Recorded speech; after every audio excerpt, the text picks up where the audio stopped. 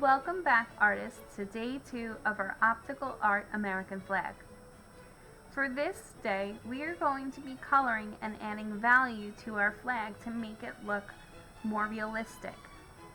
Much like the pumpkin that we've created, we are going to be blending colors. For this, I gathered red and blue for the red, white, and blue. Our white will be the white of the paper. I also grabbed purple because purple is related to red because purple is made with both red and blue. That makes purple a great color to add value to red to make it darker. To begin, I'm going to start showing you how we would add the values into the red stripes. I'm going to start with this stripe right here. And what's really important about this project is paying attention. You don't want to accidentally color one thing red and then move on and color the wrong stripe. You really need to pay attention to what you're doing. To start, I'm going to color the whole section that I know is going to be red lightly. The reason I'm pressing lightly now is because we are going to use this as the highlight. Then we will press harder for a mid-tone and use the purple for a darker color. Now, from here, I'm going to think about how I can leave a little strip of this light red in the middle to be like where the light will hit the flag. So I'm going to press a little harder here. Maybe I'll move it a little bit more towards the center. And I'm going to put it here.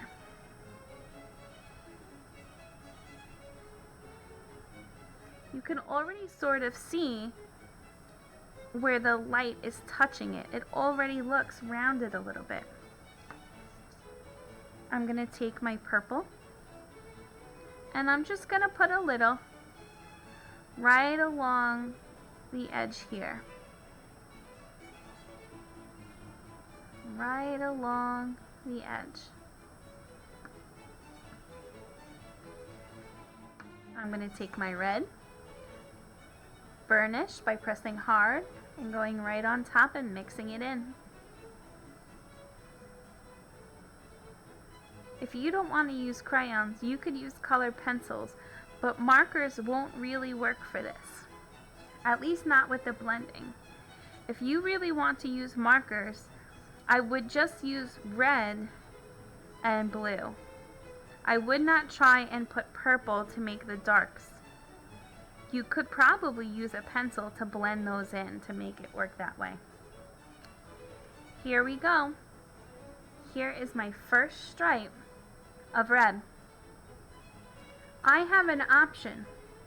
I can go down and work on my next one, or I can go through and finish this stripe. I think I'm going to finish these other reds in this row. So again, lightly fill in the whole strip. Try and stay even, going in the same direction.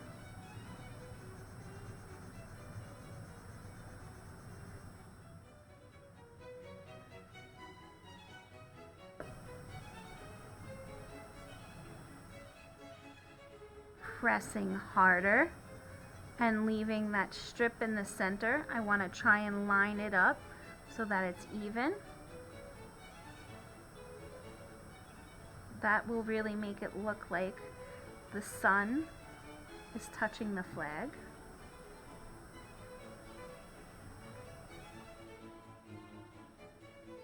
Another word for keeping things the same would be keeping it consistent. You might hear me say that in the classroom a lot. Adding my purple for my darker value, again, only along the two sides. and burnishing with red.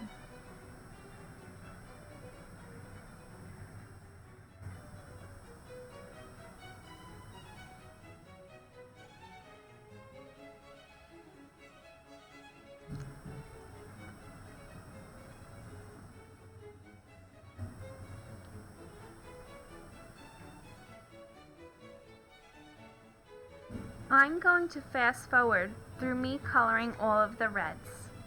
That way, you can see what it will look like when we're ready to move on to the next color.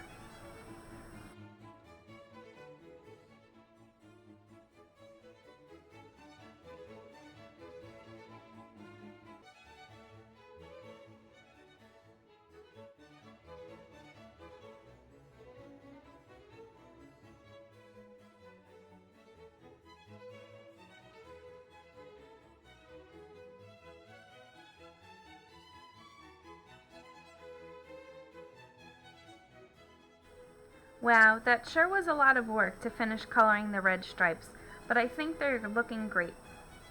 What I'm going to do now is I'm going to take my colors and put them away because I'm pretty much done with the colors purple and red.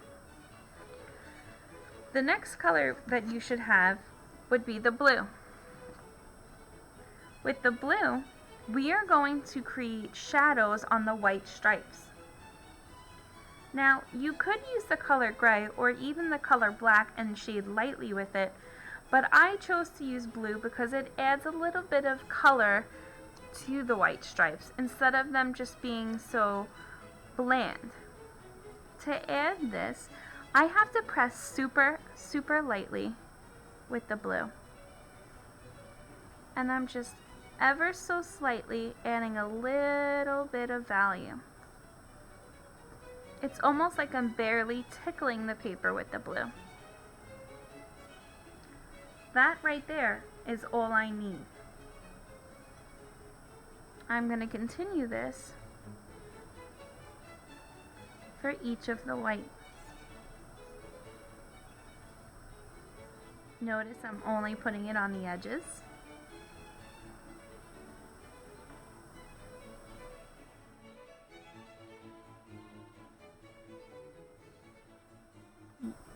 You could trace the line just a little bit if you would like.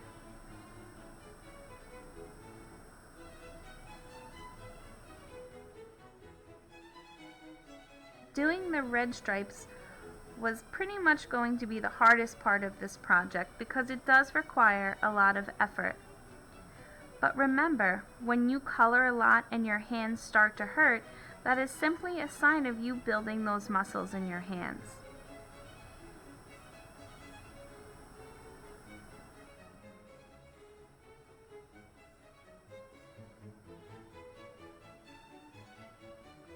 I am going to fast forward through the rest of my shading and also when I color in the blue field.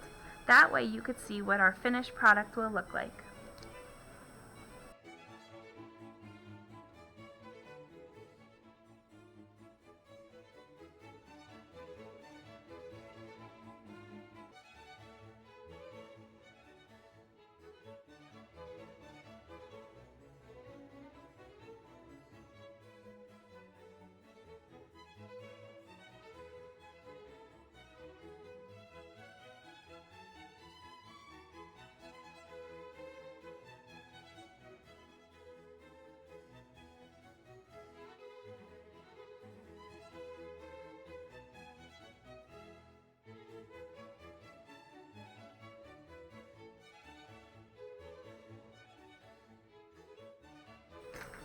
Here is my finished Op Art American flag. I'm very happy with the way it came out because of the blending with the highlights, midtones, and shadows. I love the way the curved lines accentuate or really make those curves look more realistic. It makes it rounded and really feels like the fabric is folding.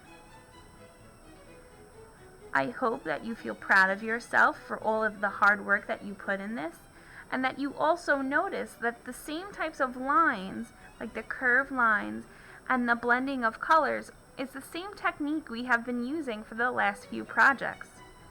But I hope that you feel excited about the fact that even though we use the same techniques, we're creating very different artworks. And I'm also hoping that you're noticing an improvement in those skills to get better and better. I want to thank you for drawing with me, and I look forward to seeing all of your fabulous artwork. Have a great day!